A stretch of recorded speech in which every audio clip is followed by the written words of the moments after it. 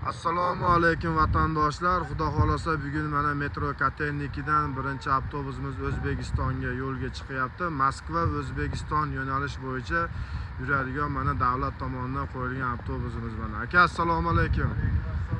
Avtobuslarimiz yoqdimi? Vatandoshlarimizga nima deysiz? Ekrandagi nomerlarga telefon qilib kelsa bo'laveramiki?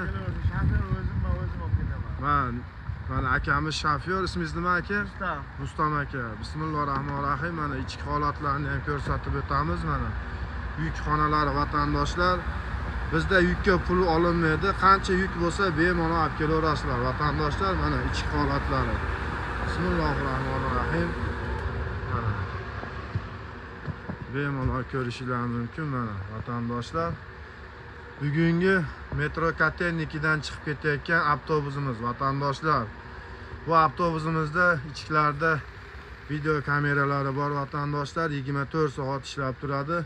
Bemalol kelishingiz mumkin. Har bir o'rindiqda zaryadga qo'yadigan udostvolari bor. Mana har bitta o'rinda vatandoshlar mana konditsioner hamma yo'qlari bor vatandoshlar. Bemalol ekrandagi nomerlarga zvonit qilib kelaverasizlar. Metro Kotelnikidan. Narxlari 5000 rubldan vatandoshlar. Tanlovda adashib qolmanglar. Shu holatda mana avtobuslarimiz. Kimni dokumenti yo'q bo'lsa, Zolotoydan qarzi bo'lsa, ko'k pasportini yo'qotib qo'ygan bo'lsa, qizil pasportini yo'qotib qo'ygan bo'lsa, ko'k pasportni ham olib chiqib ketaveramiz. Qizil pasportini yo'qotib qo'ygan bo'lsa, ko'k pasportni ham olib chiqib ketaveramiz vatandoshlar. Zolotoydan qarzi bo'lsa ham yo'lda o'zimiz 1 so'm rasxod qilmasdan o'zimiz olib ketamiz mana vatandoshlar. Mana bu yoqda mana hojatxonasi. Hamma udostvolari bor vatandoshlar. Tanlovda adashib qolmanglar.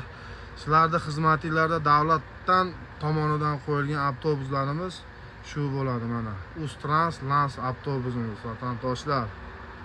Sog' bo'linglar, salomat bo'linglar.